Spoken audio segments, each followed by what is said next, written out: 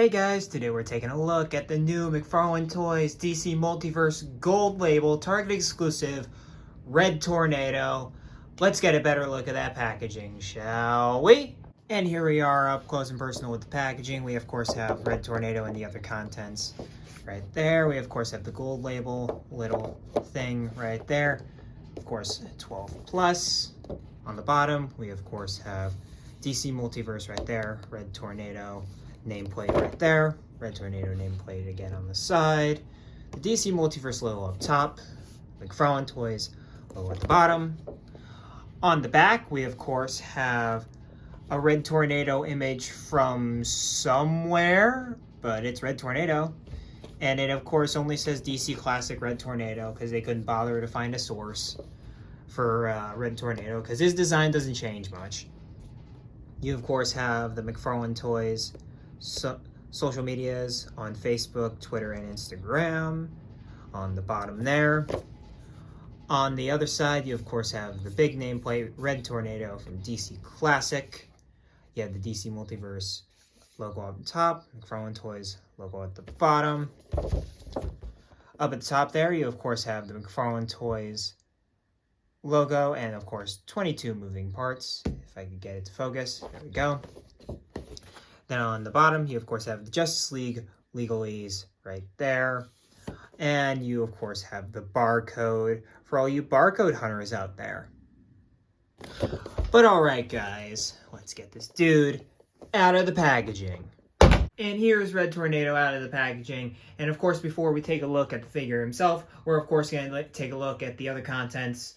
So first of all, gotta go through these, every single one.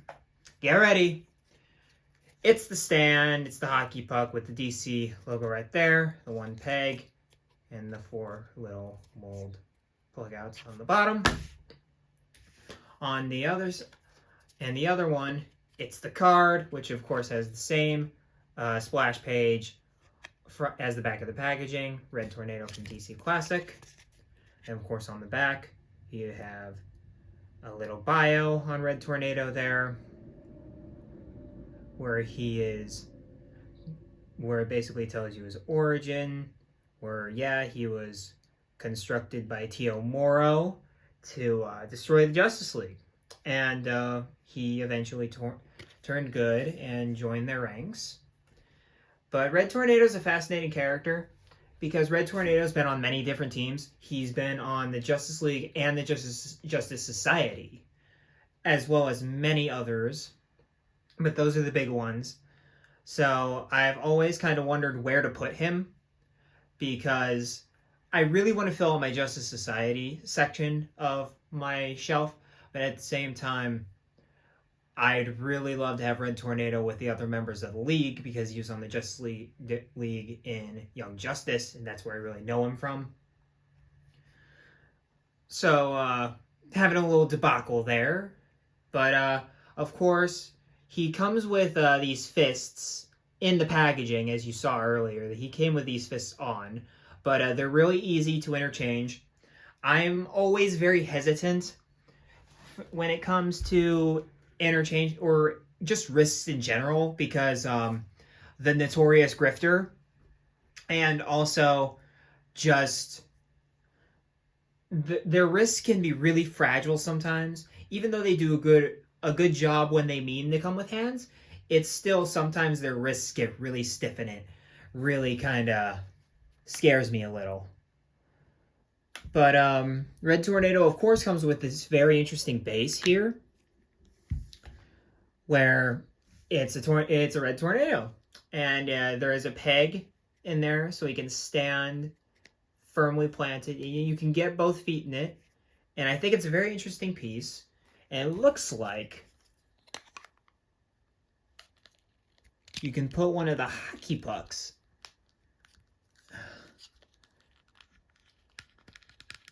like that. You get the idea.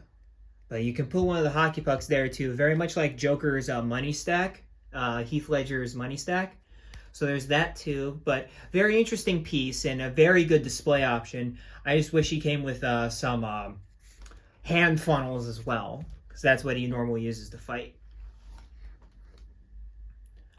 But getting a better look at the figure, if you're an eagle-eyed collector, you could already tell that he is straight up an Alan Scott retool. What do I mean by this? See how many things that are similar in this picture. It would be easier to say how many things are different, which is, of course, the head, of course, the paint scheme, and the boots. It's really the head and the boots that are different on this figure. Same collar, same cape, same crotch area, same clasps. You get the deal. You get the deal. So, I am still going to do my in-depth analysis, I guess. I do like the more maroon sunken in areas of his face. I do appreciate that to give him some sort of dimension.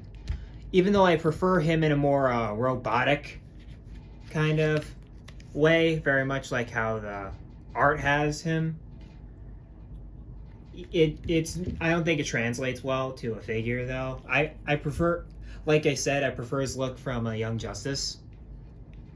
Young Justice, I think, is the best characterization of Red Tornado. Or Brave and the Bold, that's another great one. But he of course has the famous Aang arrow on his head, even though he's older than Aang. But he has the arrow there. You of course have the collar with the gold clasps right there. You of course have the iconic Red Tornado T going all the way down. And you got the gold belt, which is literally just a gold belt. Got all these gold markings there. And then you of course have the comic kind of boots there with the kind of the Captain, I call them the Captain America boots because they're the first, I think he's the first superhero to ever use them.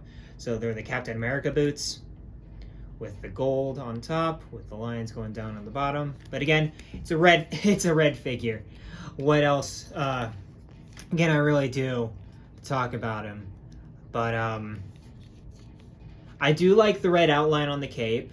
Again, Red Tornado has that. So I'm very happy that they actually added that in and didn't cut corners with that. Even though it could use some sprucing up in some areas. You can tell it was just very shoddily applied. But it's applied, it's there. I'll give them credit. But let's see. Oh, you can't tell in that picture. I'm wondering if it has an outline on the bottom, because that would be a sin against them. But I don't know. I never really studied Red Tornado's look, and I did not before this review. But of course, we're gonna get into articulation now, and it looks very box standard. You of course have the head, which goes all the way around. He of course can look up very far for some flying poses. He'd work very good there. He can look down. He of course can turn his head all the way around, and of course have some head pivot there. You of course have shoulders that hinge out, could move all the way around, but the cape hinders it. You of course have the butterfly joints inside the shoulder, biceps level, double jointed elbows. Again, ouch, but when they're together, they look fairly solid. You of course have these wrists. Again, I love these wrists. It's the first time talking about these wrists in 2024 to date the video, but you can of course move them up and down, rotate the hand, and you can move them side to side like so. Love these wrists. Love them. Then you of course have the famous McFarlane abs here, which of course can move that far forward, that far back, and reverse those ranges, and you could probably be fine. This is very pitiful, I think, for an actual ab crunch. And then you of course can rotate it all around, and of course rotate each section individually to get very wide range of motion there. Standard McFarlane legs right there. Not much to be said. It can move that far forward, that far back. He has not even thigh pivot. There's no There's barely any rotation there. Can't even really call it rotation. You, of course, have double jointed knees, which look pretty solid. Oh! I did not notice that.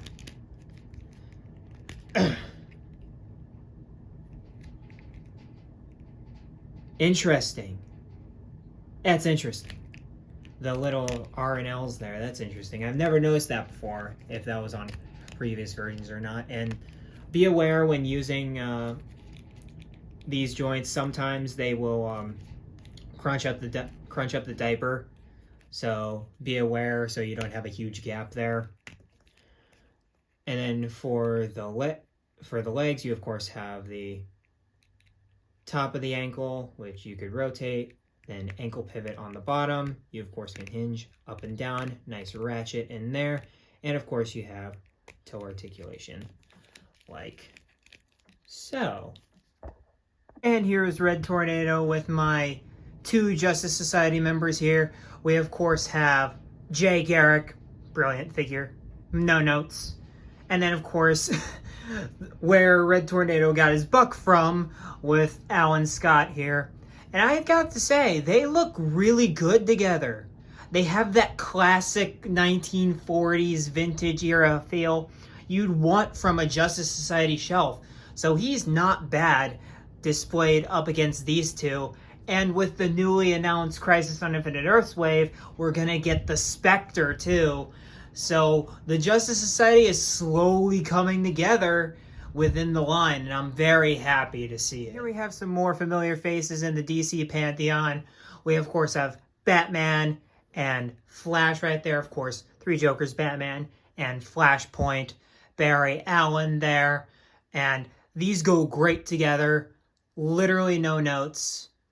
Even though Batman is on the more realistic side with his texturing, I still think they go fantastically together. Here's Red Tornado with some more lower tier heroes, just because Red Tornado is not exactly, you know, the most popular DC hero by any stretch of the imagination. So we of course have Firestorm from Crisis on Infinite Earths. We have Black Lightning there from Final Crisis. And I think these guys go really well together too, especially these two. These two go great together. And the best part is they're not reusable. Oh, maybe the legs. But all of them go really well together while having their own unique flair to them. I really like this team up right here. Here we are with the only kind of robot that I could kind of justify in my collection, since, you know, obviously Red Tornado's a robot. You have Cyborg here, which I know he isn't a robot. He isn't a robot. He's a cyborg, but the closest thing I had, okay? I wanted to do something fun. So, of course, here's a Cyborg right there. And again, they don't look the best because, you know, movie, comic, but it is what it is. I mean, guys, it's basically it. He's a retool of the Alan Scott Buck with a new head and new boots. So, I mean, he's not exactly like, oh, you need to go get this figure for the sculpt. But, I mean, if you're a fan of the character, which I like Red Tornado, I think he's pretty cool. And I'm also wanting to fill my Justice Society shelf. So, for that reason, I think you should get him. The ultimate draw for this figure, I totally believe, is the tornado piece at the bottom. That is such a cool addition. Literally the only thing I'd ask for more is a couple of wind funnels, so he could do something with his hands. Especially because if you guys have the Mattel Young Justice Kid Flash, he has a few like rubbery little wind funnels you could put on his hand, and I bet if any of you guys actually have that figure and the accessories, if you could put them on this Red Tornado and it'll look fantastic. And also a good idea for all of you guys who 3D print all those accessories. I'm looking at you, MRG Toys. But I think this is, honestly, this is a 6 for me, just because it's a repacked body. I mean, it's a good figure. The Buck's good, but there's just not really much of a draw outside of the wind funnel there and the character himself. And he's not really a well-known character, which I kind of get why he's an exclusive for Target, but I'm just saying. But yeah, that's pretty much it. Again, 6 out of 10. I could leave him, but I like the character, so there's that. But that's the end of this review. Of course, like, comment, subscribe, all that good stuff. Let me know what you think about Red Tornado in the comments down below. And as always, guys, I will catch you guys in the next one. Keep collecting. Be kind to one another out there. And yeah, see you in the next video. Peace.